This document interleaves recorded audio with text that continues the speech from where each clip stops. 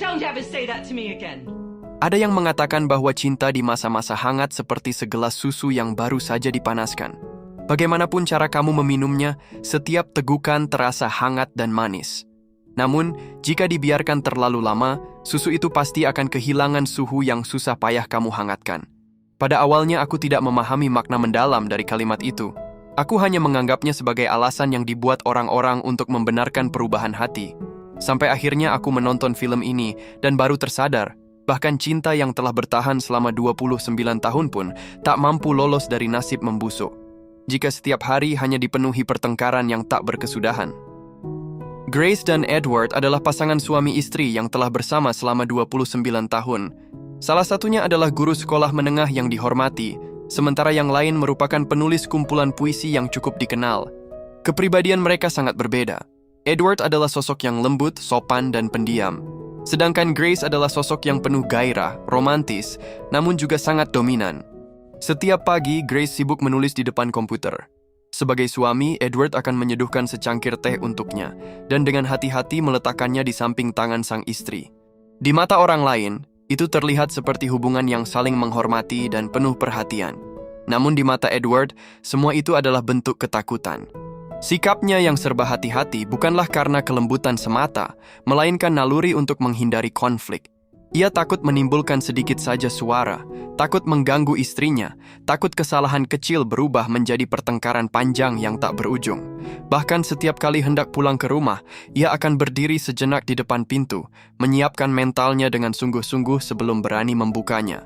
Namun Grace sama sekali tidak pernah menyadari perasaan suaminya. Sebaliknya, ia justru merasa dirinya hidup dalam banyak kekecewaan. Ia mendambakan ungkapan cinta membara yang penuh gairah, tetapi sang suami seperti sepotong kayu yang kaku dan tak pandai berkata-kata. Perbedaan harapan yang tak pernah selaras itu akhirnya meledak sepenuhnya saat menjelang ulang tahun pernikahan mereka yang ke-29 tahun.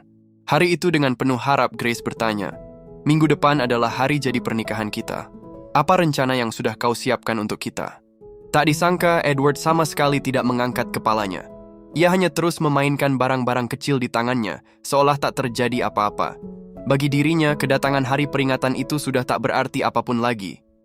Well, I say, will we go out for dinner on our anniversary? And you say, that's what you want. And I say, it isn't. And you say, then we won't. But I do want to go out for dinner on our anniversary. Why do you think I suggested Then it? why say you don't? Because I don't want to do it because I want to do it. I want to do it because you want to do it. Sebenarnya yang diinginkan Grace hanyalah perhatian dan kepedulian yang datang secara tulus dari suaminya, sebuah inisiatif sederhana yang membuatnya merasa dihargai dan dicintai. Namun Edward tampaknya telah lama kehilangan kemampuan untuk menunjukkan hal itu. I always somehow feel that I'm in the wrong. Kalimat itu bagaikan duri tajam yang menusuk dan merobek harga diri Grace yang selama ini berusaha keras dijaga. Ia tak lagi peduli mengapa suaminya bersikap demikian. Yang ia rasakan hanyalah seolah seluruh antusiasmenya disiram air dingin hingga padam. You say you don't tell love, you feel love, but how am I to know if you never say it? It's just assumed, it's just there. Even so, just to help me, please say it. I can't now, it wouldn't mean anything. Why not? I'd only be saying it because you asked me to say it. I don't mind. This is childish, Grace. Say it! Why are you doing this? Why are you making everything into a problem? This isn't anything to do with me. This is your problem. Don't ever say that to me again. You're part of this. You're involved, whether you like it or not. Tamparan keras itu seketika menghancurkan sisa harga dirinya yang masih tersisa. Di mata istri yang kuat dan dominan, diamnya seorang pria adalah bentuk kekerasan dalam diam, sebuah tanda ketidakpedulian dan pengabaian. Namun di mata sang suami yang selama ini menahan diri, histeria istrinya adalah wujud kontrol dan penindasan. Keduanya sama-sama terluka, tetapi tak satu pun benar-benar mencoba memahami luka yang lain. I'm tired. I want to go to bed. We'll talk about it in the morning. Malam itu, Grace meluapkan seluruh kekecewaannya di meja makan. Piring dan gelas berserakan hingga suasana rumah berubah menjadi kacau. Anak mereka yang bergegas pulang hanya bisa menghela napas panjang saat melihat kekacauan di lantai. Pemandangan seperti ini sudah tak asing lagi baginya. Ia telah menyaksikannya berkali-kali sejak ia kecil. Karena itu, ia lebih memilih bekerja jauh dari rumah sepanjang tahun daripada harus kembali menghadapi suasana yang menyesakkan. Bahkan ketika sesekali pulang, ia pun melakukan hal yang sama seperti ayahnya.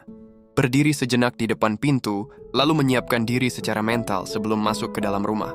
Namun Grace tak pernah benar-benar menyadari betapa sikap dominannya telah melukai orang-orang di sekitarnya.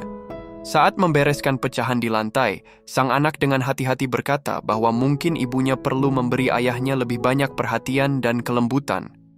Tetapi sang ibu tidak menganggapnya penting. Baginya selama 29 tahun mereka memang selalu menjalani kehidupan seperti itu, penuh perdebatan dan ketegangan, namun tetap bersama. Hanya saja, kali ini ia tak pernah menyangka bahwa di dalam hati, suaminya sudah diam-diam merencanakan untuk pergi. Pagi itu, Grace seperti biasa pergi ke gereja untuk berdoa. Sementara di ruang tamu rumah mereka, Edward duduk dengan wajah serius, menyampaikan sebuah kabar penting kepada putra mereka. I'm going to leave. Selain itu, Edward juga memberitahu putranya bahwa ia telah jatuh cinta pada seorang wanita bernama Angela, orang tua dari salah satu murid di sekolahnya. Ia sadar betul bahwa perasaannya itu sulit untuk dimaafkan, tetapi ia sudah terlanjur mencintainya dan merasa tak bisa lagi mundur. Ia berencana menunggu Grace pulang dari gereja, lalu mengatakan semuanya secara terus terang dan segera pindah dari rumah itu. Jamie pun tertegun mendengar pengakuan ayahnya. Ia berharap sang ayah bisa memilih cara yang lebih lembut agar ibunya tidak terlalu terpukul.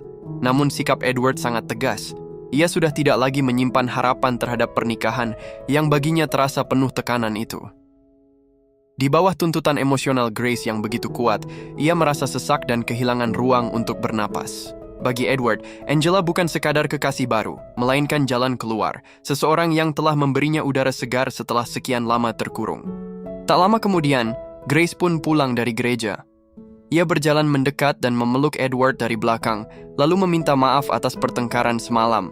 Menghadapi kelembutan yang datang tiba-tiba, Edward tampak sudah kebal dan tak ada lagi keraguan di wajahnya. Begitu Grace duduk, ia pun dengan tenang dan lugas menyampaikan keputusannya untuk pergi. There's someone else. Someone else? I'm sorry. How can there be someone else? What's someone else? Her name's Angela Walker. I didn't mean it to happen. It was an accident, but it's happened. Melihat orang yang telah menemaninya selama 3 dekade itu benar-benar ingin pergi, rasa sakit yang menusuk seketika menjalar ke seluruh tubuhnya. Ia tak mampu menerima bahwa pernikahan yang selama ini ia pertahankan dengan susah payah justru berakhir seperti ini. Di detik itulah Grace menurunkan seluruh harga dirinya. Dengan suara yang hampir memohon, ia berharap Edward mau mengingat ikatan puluhan tahun mereka dan tidak pergi sekejam itu. Namun Edward tetap tak bergeming. Tanpa banyak bicara, Edward masuk ke kamar dan membuka koper yang diam-diam telah lama ia siapkan. Sementara itu, Grace duduk di ruang tamu, mencoba meyakinkan dirinya bahwa semua ini hanya luapan emosi sesaat. Ia percaya, ketika Edward keluar dari kamar, semuanya akan kembali seperti sedia kala, seolah-olah tak pernah ada retakan. Namun yang terdengar justru suara pintu ditutup dengan dingin dan tegas. Dalam sekejap hatinya pun ikut hancur. Pria yang dulu pernah berjanji akan melindunginya seumur hidup itu, bahkan tak memberinya satu kali pun tatapan terakhir. Perlahan-lahan suara mesin mobil meraung menjauh. Jejak roda yang tertinggal segera tertutup debu, seperti kehangatan yang dulu pernah ada, kini terkubur waktu dan hanya menyisakan puing-puing kesunyian. Sejak saat itu, rumah itu benar-benar kehilangan denyut kehidupannya. Di depan pintu menumpuk surat-surat yang tak pernah dibuka, peralatan makan di dapur dibiarkan begitu saja tanpa ada yang membereskannya, dan di dalam rumah yang kosong itu kesunyian terasa seperti kematian. Grace kerap duduk sendirian di ruang tamu sambil menatap kosong tanpa arah, seolah-olah jiwanya ikut pergi bersama suaminya, bahkan ia menolak menerima kenyataan tersebut. Dalam benaknya, sang suami hanya sedang tersesat dan pasti akan segera pulang. Kerinduan yang tak tertahankan itu ia tuliskan di lembar-lembar kertas kecil, lalu ia sembunyikan di setiap sudut rumah. Ia dengan polos membayangkan bahwa ketika suaminya kembali, hal pertama yang akan ia lihat adalah pesan-pesan itu, dan saat itu tiba, ia takkan tega untuk pergi lagi. When he found them, he couldn't go away again. Setiap hari Grace juga selalu setia menunggunya di depan rumah, berharap sosok yang begitu dikenalnya akan kembali muncul di ujung jalan. Namun seiring hari demi hari berlalu, harapan itu perlahan-lahan berubah menjadi tumpukan kekecewaan yang makin berat di dalam hatinya. Lambat laun, Grace mulai mengalami halusinasi. Ia kerap melihat Edward duduk di tepi jendela seperti dulu, membaca bukunya dengan tenang. Namun saat ia memusatkan pandangannya, bayangan itu kembali menghilang tanpa jejak. Tak tega melihat ibunya semakin terpuruk, sang anak diam-diam menemui ayahnya, berharap bisa membujuknya pulang, setidaknya memberi ibunya waktu untuk menyesuaikan diri. Namun Edward berkata dengan tegas bahwa semua yang dulu mereka miliki sudah tak mungkin kembali. Ia merasa tak mampu lagi memenuhi kebutuhan emosional istrinya, dan juga tak sanggup membawa pernikahan itu kembali ke jalur yang sehat. Kehadiran Angela membuatnya sadar bahwa hidup tak harus dijalani dengan saling menekan. Dua orang bersama pun bisa saling memahami dan saling menolong, bukan sekadar bertahan dalam kepenatan. Edward pun menambahkan, ia bersedia meninggalkan rumah dan seluruh tabungannya untuk Grace. Tetapi ia tidak akan kembali, bahkan untuk sekadar menoleh sekalipun. Mendengar itu, Jamie hanya bisa terdiam. Ia memahami tekanan yang selama ini dipendam ayahnya, sekaligus merasakan kepedihan ibunya yang kehilangan kewarasan. Terjepit di antara keduanya, ia benar-benar tak tahu harus berpihak kemana. Hari demi hari pun berlalu, namun Grace tetap tenggelam dalam kesedihan yang tak mampu ia lepaskan. Ia sering merindukan suaminya, tetapi di saat yang sama membenci dirinya sendiri karena merasa gagal menjaga pernikahan mereka. Cinta yang begitu ekstrim itu perlahan-lahan menggerogoti kewarasannya, bahkan kemarahan dan frustrasinya itu ia limpahkan kepada putranya. Alasannya karena kepribadian sang anak sangat mirip dengan ayahnya. Setiap kali menghadapi masalah, ia cenderung menghindari pembicaraan, dan bahkan cara menyeduh teh pun sama persis seperti ayahnya. Bagi Grace yang sensitif dan penuh curiga, kesamaan itu seperti luka yang terus diungkit. Ia bahkan mulai membayangkan suatu hari nanti putranya juga akan meninggalkannya seperti Edward. Melihat kondisi ibunya yang semakin tidak stabil, Jamie membawanya ke sebuah pantai bernama Hope Gap, tempat yang dulu sering mereka kunjungi bertiga sebagai keluarga. Di sana, ia dengan hati-hati mengatakan bahwa ayahnya bersedia menyerahkan seluruh harta dan rumah kepada Grace, dengan syarat ia menandatangani surat perceraian. Mendengar itu, Grace segera menelepon Edward, namun nomor itu tak lagi bisa dihubungi. Jamie pun memberitahu bahwa ayahnya sudah mengganti nomor telepon. Seketika, amarah Grace meledak. Ia menuduh putranya telah bersekongkol dengan Edward, sengaja menyembunyikan nomor baru itu darinya, dan ia pun merasa dirinya telah dikhianati untuk kedua kalinya. Melihat sang ibu yang tetap keras kepala dan tak mau memahami keadaan, Jamie pun akhirnya tak mampu lagi menahan emosinya. I don't see why you always have to get your own way. Get my own way? You think I get my own way? I think it'd be a bad idea to give you his number. Well, that's not for you to judge, as you're so fond of saying. I'm grown up. I'm not a criminal or a lunatic. I wish to be able to contact my husband. Mum, he's in love! Satu kalimat dari putranya membuat Grace tersadar, dan beberapa waktu kemudian ia akhirnya memilih untuk tidak lagi menghindar dari kenyataan. Ia bersedia menandatangani surat perceraian tersebut, tetapi dengan satu syarat bahwa Edward harus datang menandatanganinya secara langsung di hadapannya. Pada hari perceraian itu, Jamie juga pulang. Ketika ibu dan anak itu kembali bertemu, wajah Grace tampak sedikit lebih tenang, seolah ada kelegaan tipis di sana. Namun ketenangan itu bukan karena ia benar-benar telah menerima semuanya. Ia memelihara seekor anjing kecil untuk menemaninya dan memberinya nama Edward. Barangkali jauh di dalam hatinya ia selalu menganggap suaminya seperti seekor hewan peliharaan. Akan selalu patuh, selalu kembali, dan tak pernah benar-benar pergi. Didampingi putranya, Grace menggandeng anjing itu menuju kantor pengacara. Saat Edward masuk ke ruangan, Grace langsung melontarkan kata-kata yang bernada sindiran dan merendahkan, seolah-olah ingin melampiaskan seluruh luka yang masih membara di dalam dirinya. Ketika pengacara memberitahunya bahwa Edward secara sukarela melepaskan seluruh harta bersamanya, raut wajah Grace tiba-tiba berubah. Ia bukan hanya menolak menandatangani surat perceraian itu, tetapi juga mengajukan sebuah pertanyaan yang bahkan membuat sang pengacara terkejut. Do I get more than I'd get if he died? If he died? Yes. Oh, no. As things stand, if your husband died, you'd get the house, your joint savings, and a full widow's pension. And if we get a divorce, I get less? Yes. So it would be better for me if you were dead. But I'm not. It would be better in every way. If I have to manage without you, I'd rather be a widow. Grace tetap bersikap keras seperti yang selalu ia lakukan. Ia mengira dengan ancaman serta tekanan, suaminya akan kembali luluh dan menurut, namun di luar dugaan ia justru mengangkat tasnya dan bersiap untuk pergi tanpa ragu. Ketika melihat pria itu benar-benar akan melangkah keluar, sikap Grace tiba-tiba berubah lagi. I love you, Edward. Whether I want to or not, and I never thought in a million years you'd stop loving me.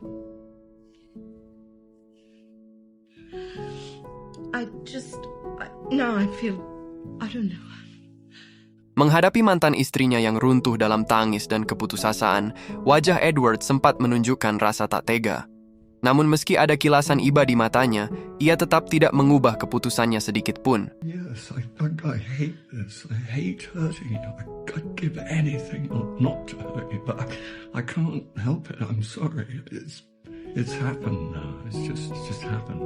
But I'm sorry. Grace is right. There's nothing a sign. Menatap punggung sang mantan yang semakin menjauh, Grace akhirnya mengerti. Pria yang dulu bersumpah akan menemaninya seumur hidup itu sebenarnya telah mati di masa lalu. Keesokan paginya saat Jamie terbangun, ia terkejut karena ibunya yang biasanya duduk menunggu di depan rumah tak terlihat dimanapun. Perasaan tak enak segera menyergap hatinya, dan ia berlari keluar untuk mencari ke segala arah. Akhirnya di tepi tebing di Hope Gap, ia melihat sosok ibunya berdiri sendirian. Angin laut mengacaukan rambutnya, dan wajah yang dulu bersinar kini dipenuhi garis kelelahan dan kehampaan, seakan seluruh semangat hidupnya telah terkikis oleh waktu dan kehilangan. Please. Di bawah bujukan putranya, Grace perlahan-lahan menjauh dari tepi tebing dan berjalan kembali. Jamie berjalan di samping ibunya di tepi pantai, membiarkan angin dan debur ombak menjadi jeda di antara percakapan mereka. Grace mengaku pernah terlintas keinginannya untuk menyerah pada hidup. Bukan karena ia lemah, tetapi karena ia tak siap menghadapi kenyataan bahwa setiap pagi ia harus bangun sendirian.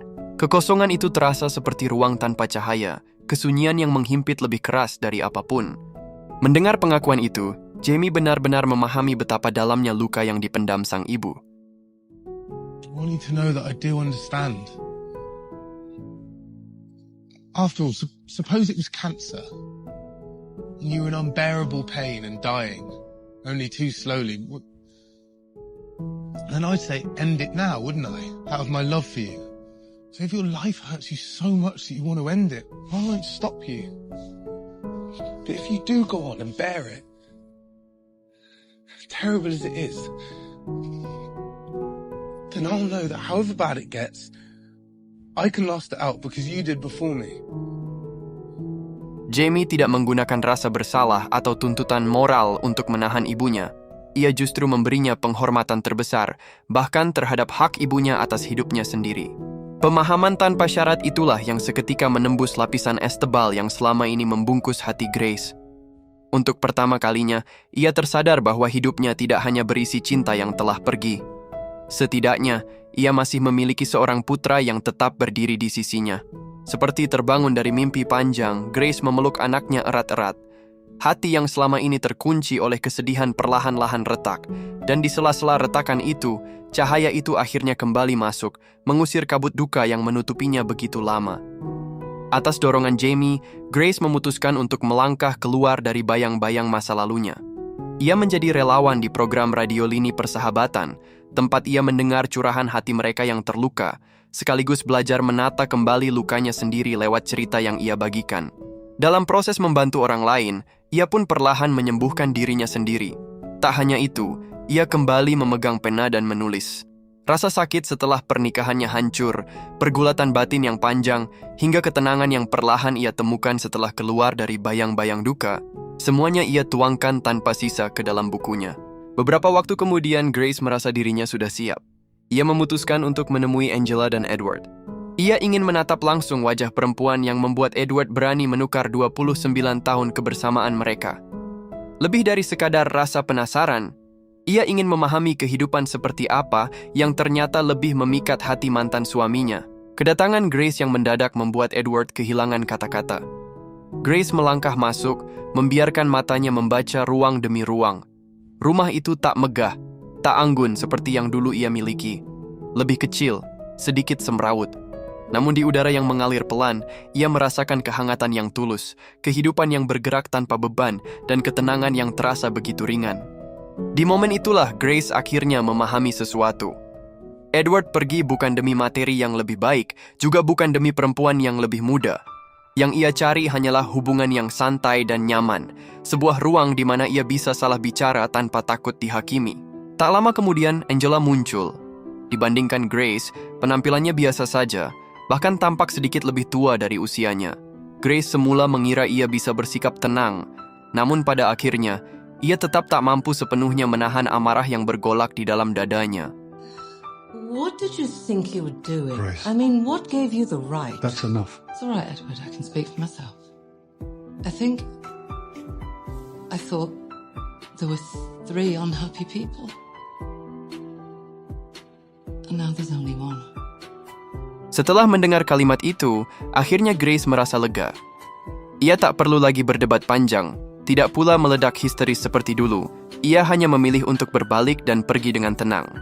Melihat itu, Edward segera mengejarnya. Ia berharap meski tak lagi menjadi suami istri, setidaknya mereka masih bisa menjadi teman. Sekali lagi, ia menatap pria yang telah dicintainya selama 3 dekade. Namun kini di matanya tak ada lagi kebencian yang tersisa dan juga tak ada lagi yang namanya cinta. Ia menolak permintaan Edward untuk berteman, karena ia tahu keinginan itu lebih menenangkan hati Edward sendiri daripada benar-benar demi dirinya. Jika mereka sudah bercerai, maka tak perlu lagi membungkus semuanya dengan persahabatan semu demi terlihat baik-baik saja. Ia memilih untuk benar-benar melepaskan. Bukan karena telah memaafkan sepenuhnya, melainkan karena akhirnya ia memutuskan untuk membebaskan dirinya sendiri. Film berjudul Hope Gap ini bukan sedang mengatakan bahwa harapan berada di sebuah teluk, tetapi maknanya justru jauh lebih dalam. Hanya setelah menyeberangi jurang keputusasaan, seseorang akan benar-benar sadar dan bisa melihat apa itu harapan. Film ini mengingatkan kita bahwa sebuah pernikahan bukanlah brankas pengaman. Sebanyak apapun tahun yang dilalui bersama, sekuat apapun alasan untuk bertahan, tak ada yang benar-benar mampu memastikan cinta itu akan abadi. Tak bisa dipungkiri, Edward memikul bagian terbesar dari kesalahan itu. Kebiasaannya menutup diri, memilih diam daripada berdialog, hingga akhirnya berpaling, menjadi luka dalam yang membekas bagi istrinya. Grace juga tak sepenuhnya benar. Ia terlalu terbiasa memegang kendali dan terlalu percaya bahwa keputusannya lah yang terbaik. Namun dalam keyakinan itu, ia lupa bahwa hati suaminya juga ingin didengar. Grace mengira dirinya adalah istri yang sempurna, padahal cintanya dipenuhi oleh duri. Sementara Edward merasa dirinya adalah suami yang sabar serta menahan diri, padahal diamnya menyimpan tumpukan luka dan amarah yang tak pernah terselesaikan. Pernikahan sehat adalah mereka yang memberi ruang untuk berbeda pendapat, untuk berbuat salah, dan untuk menunjukkan sisi rapuh tanpa takut dihakimi, bukan 2 orang yang terus-menerus diliputi kesempurnaan palsu. Jika suatu hari hubunganmu retak, jangan biarkan rasa sakit mengambil seluruh ruang di hatimu. Sisakan sedikit tempat untuk harapan, karena dari situlah kebahagiaan akan tumbuh kembali. Semoga kita semua bukan hanya memiliki kemampuan untuk mencintai, tetapi juga memiliki keberanian bahwa ketika cinta itu usai, kita tetap bisa berdiri dengan indah dan utuh sebagai diri sendiri.